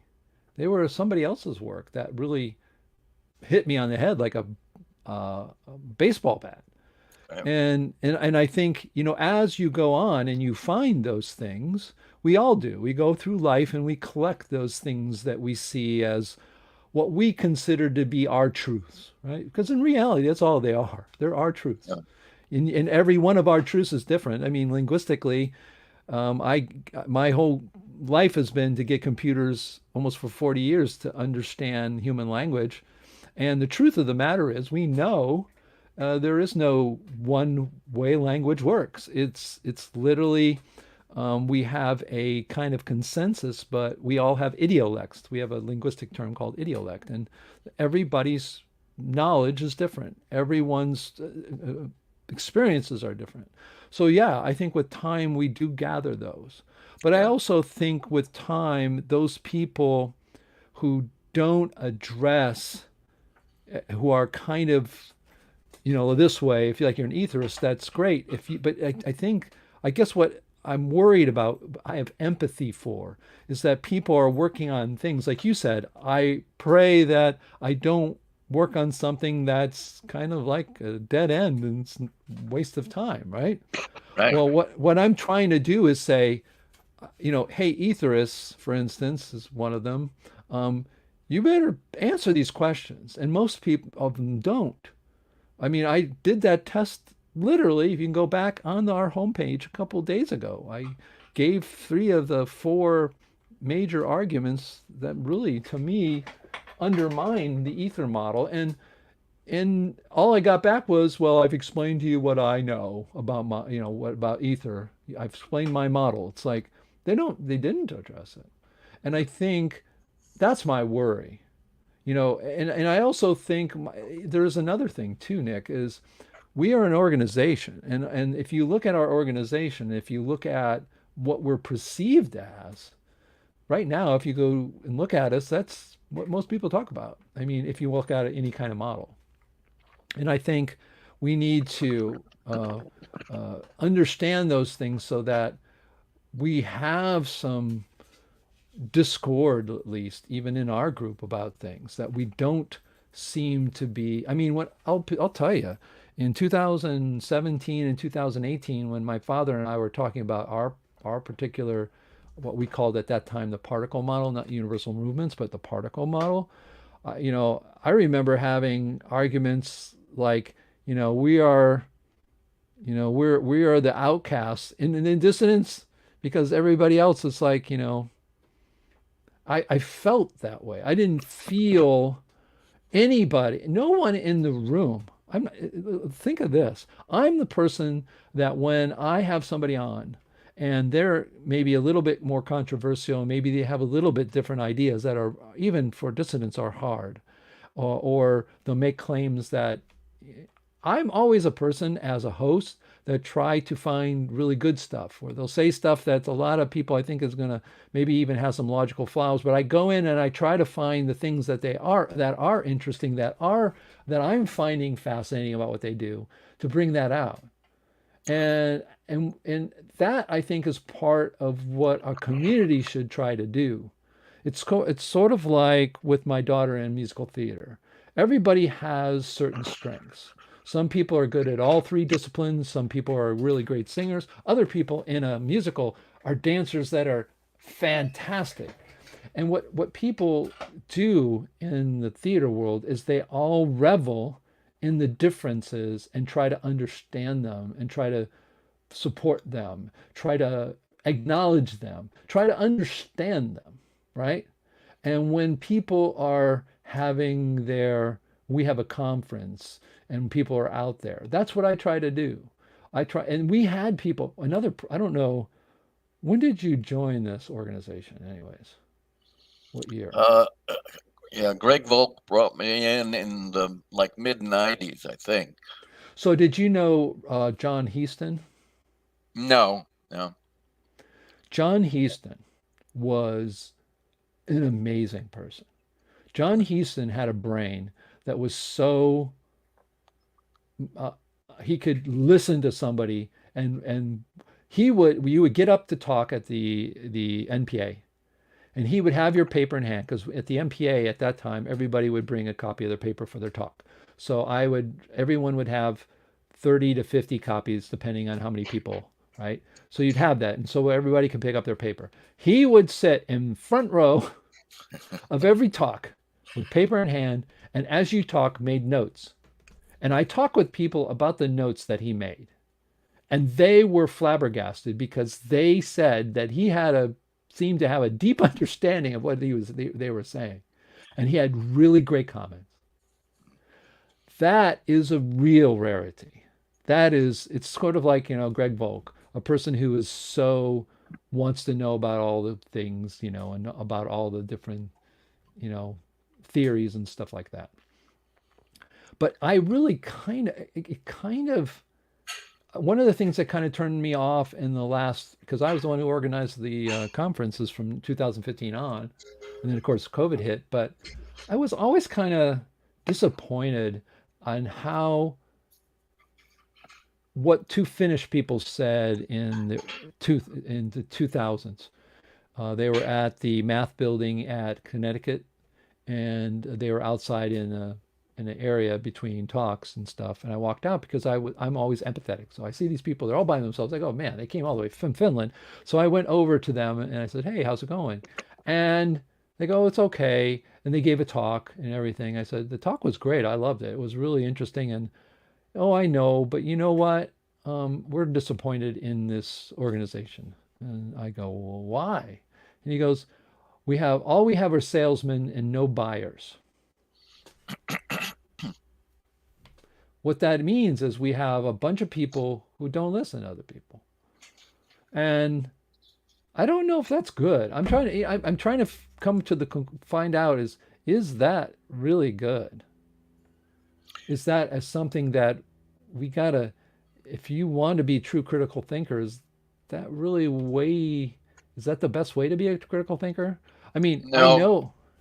Okay. I think humans evolved to be a super social Exactly. species. And Exactly. all of the great accomplishments, like from building the pyramids to going to the moon, required a huge number of humans to get together and work on towards a common goal and be totally in sync and not being critical about, hey, is this worth building a building a pyramid or you buy into something. So in that way, I think the NPA and now CNPS organization is the important thing. Right. And we probably should become more focused on a single positive objective. Now, I Right. see, in addition to people talking about either, I think that NPA is, or CNPS is um, focused on special relativity is wrong. Right. There's a great common agreement there. So that arm of the CNPS can be very potent as it works as part of an organization. Right. And I think the idea of having a book that tries to put the best of the Yeah. CNPS there, I agree. I agree it should be done. I have unfortunately been just too busy with my real professional life to have have organized that, but I do need to do that. I think I have literally a thumbs up, thumbs down Caesar death gladiator moment coming up this year with my stuff. So once I get past that, I'll either be free in one way or another. But I think that to me would be a way because I was thinking to myself, we need to put together sort of real good arguments because we talk about lots of stuff, but we just need to organize it so we can, like you said, as a group, make a statement, right? Yeah. And about those things that we do know. I mean, relative relativity, special relativity. I also think even general relativity, we have things to say about that enough to be able to make some arguments. Expansion tectonics, another thing. The Big Bang. These are things we could truly come out with, and if we could write it in a way that would be amenable for people who like science and in a way that doesn't seem like we're just out there. The problem with human beings, besides, it's good that we're social, and I agree with you 100%. I mean, we are swayed by the group. We are. I mean, there's experiment. There's one experiment about swayed by a group I really love. They had an experiment where they said where they were in a doctor's office and they were calling people who were real patients, but they had actors in there. And what that happened is they would sound a bell or a tone, doot, and then all the actors would stand up. And then after there'd be another bell, and then they would sit down.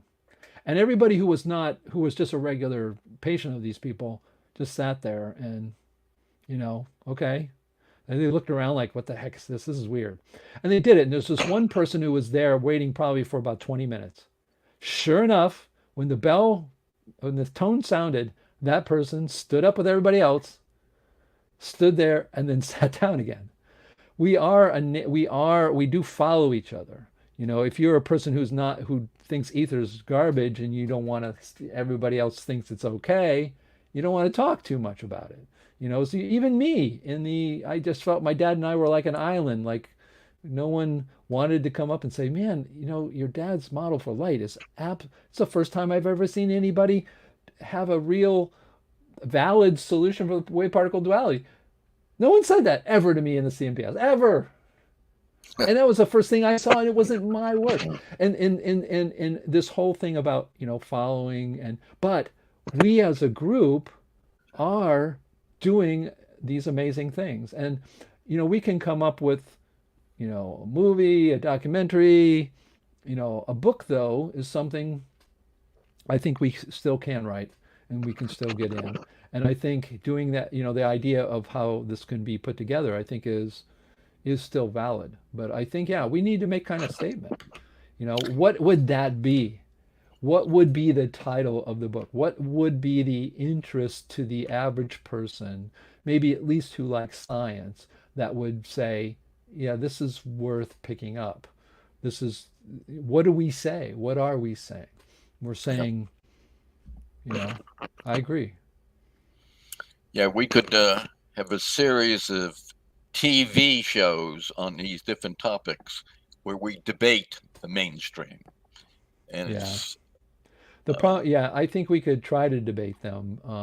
I'm not sure any of them would be. I mean, I think John Chappelle tried that. And I think the problem is once they get a hold of it, they won't participate when they know they're going to be in a hot seat. Because I think what's going to most likely happen is you'd have to have somebody kind of sitting in their place making their arguments for them. But, I think John Chappelle somehow got them going. But I think the moment they were to discover what was going on, it's not going to come on. I mean, the only two people that there's three people that I know of who have done that, who's like mainstream. One was John Chappelle. I think we have a video on the CMPS video with John Chappelle from an old VHS tape. Another one was Michael Kessley, who was in my documentary. Everyone told him not to be in my documentary, Einstein Wrong, but he still came on.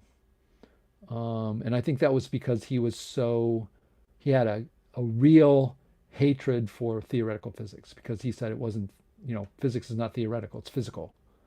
And I think because of that, he wanted to see. There was one other person, I can't remember. But those people, did, come on and did, they didn't necessarily debate, but, well, one person did. John Chappelle got him to debate. But I just don't think, they're going to be that amenable. But I don't know how much either that's going to make a difference to the general public, because I'm not sure. I don't know the answer to any of these things, Nick. I mean, I wish I did, but well, if the dissidents act as individuals, they can be ignored. But the NPA and the CNPS have enough gravity that they really can't be ignored if we can really focus on topics that we have a critical mass of agreement on. Well, I have one area, but I don't think people will do it.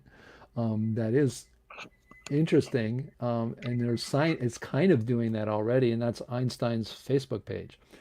And what I do is I never go in and smear anybody and say Einstein's stupid and an idiot and relativity's trash. I go in there with very, logical arguments.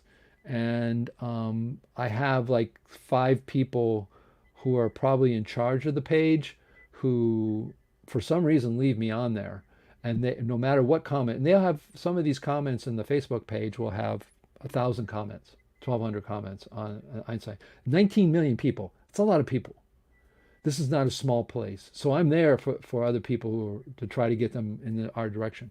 Roger Anderton What happens is if you're with friends with somebody and they make a comment on Einstein's page, even though they're 19 million, they're going to see Roger Anderton sees my stuff and he'll come in and I'll say something about relativity or saying that this is, Einstein's, whatever it is, and he'll support it.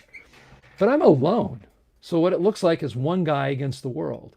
If we were to go on and to go there and make legitimate claim statements and have legitimate people talking, people would see the organization as being unified. That's a social world. That's where things are really there's things going on there. There are other groups as well.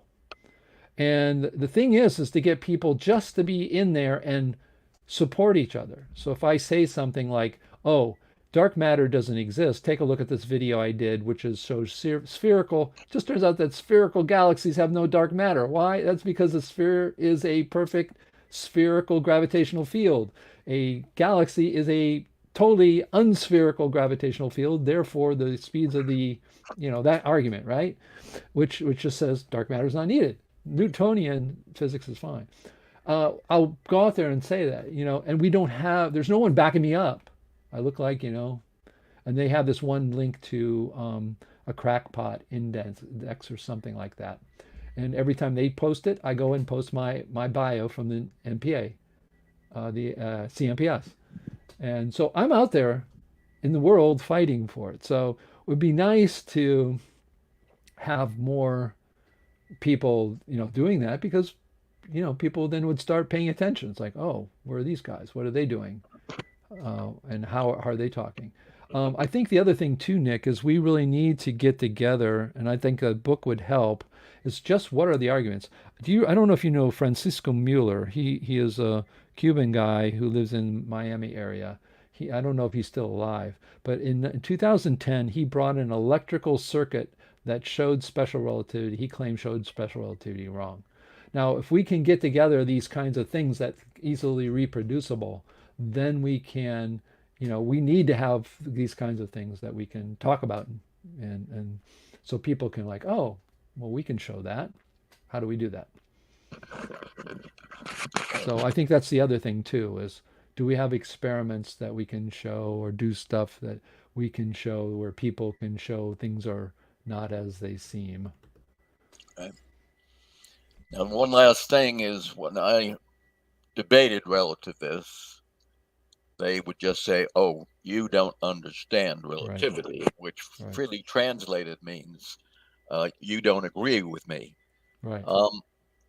But after being a fast learner, it only took me 30, 40 years to come up with, have them define what their physics interpretation of special relativity is, and then ask them a series of questions. And when they come to a dead end, that had effect on some honest relativists, and they admitted that their views were wrong. I didn't convince them. They convinced themselves. But you need to understand what the flaws are in their argument to set up the series of questions that you're going to ask. Well, those are some of the things we can do then. Why don't we do that? If you have that, I will, as president of this group, support us in making that and having other people come up and help in that endeavor in what other ways we can do that, and come up with, a test for that, or whatever it is that will get people to ask those questions so we can paint themselves into a corner, like you said. It was like Karazani's work. I handed them his derivations where he showed two things, that two reference frames mathematically and physically were redundant, meaning they were introduced artificially, and when you put the two velocities together and you squared them, you were violating what that was. And so because of that, he showed it very clearly. And I gave a stack of papers of Karazani's derivations for autodynamics, meaning basically what it was is taking out the flaw of special relativity that was flawed, meaning mathematically and physically. And then when you reduce it to the one, you get these autodynamic equations that don't have blowing up at zero or anything like that. And then when they gave it to a physicist. I got a letter back from a physicist 3 weeks later saying they couldn't find a problem with that argument. Yeah. So there's a person who says, okay, honestly, Dr. Carazani, I cannot find something wrong with his refutation of what's wrong. He went over it. But they came back with, well, we're not in the business of going against theory. Of course, they didn't want Right. to. Exactly. They didn't want to do that. But I think those are the things. I agree. We need to organize ourselves. We need to make, maybe like in our beyond, what we could do is in beyond mainstream, we could come up with on the very front page, take this test on today's theories. And maybe we could even fool people and say, do you understand these theories, like the Big Bang? And then what you do is you put things in it that tear it down. Sort of like, does it have this? Does it have that? Blah, blah, blah. Maybe have some of the things that we would say and that have to do with these areas, like plate tectonics. And we bring up things like as simple as, oh, let's look at Antarctica with plate tectonics. Plate tectonics believes in a fixed radius Earth. Let's look at the Antarctica. Antarctica is surrounded by 7 expansion zones with no subduction. Uh-oh. What does that mean? We can just set them up. I don't know, but I think we could. I agree. What can we do? I mean, that would be actually really good. What can we do in the CMPS that could lead people to the logic, the questions that's going to have to make them question these theories? Does that make sense? Or Yes, exactly. so Yeah. I think we could, maybe even make these sessions where we just start working on it. Okay. Every other week we'll have the really great in-depth stuff. So what we could then get together and start building whatever this is. I think it's going to take some time to do that. Right. Okay. All right. We're coming to the end here. So thank you, Nick, for your comments. Always welcome. And I just hope people are, my goal is always to make people think a little bit about maybe things that are, we're in bubbles a lot of times. So just try to shake them up, even our people up once in a while. So thanks so much, Nick. And thank you for the topic. It's a great topic. Okay. Thank you so much. Okay. I don't know if this is for me. David, Newton proves you wrong.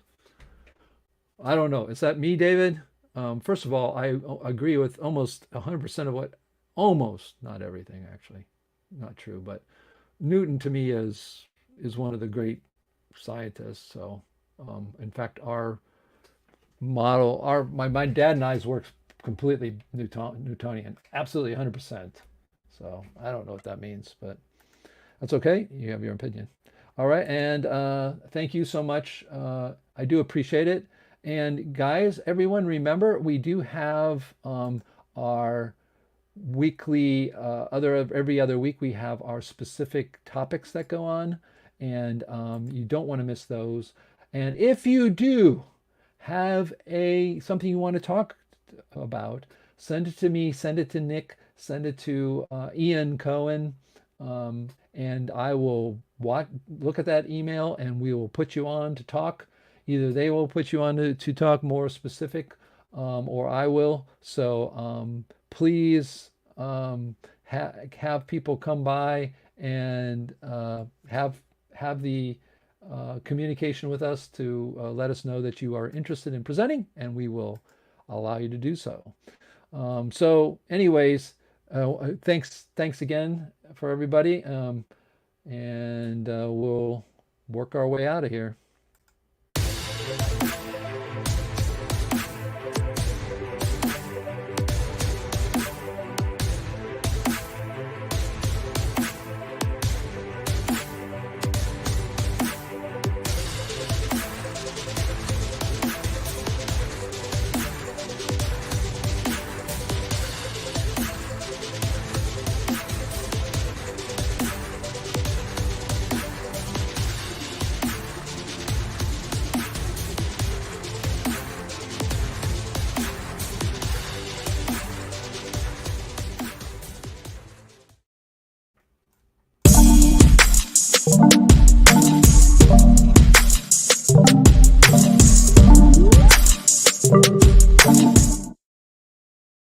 Hey, everybody, remember what I always say.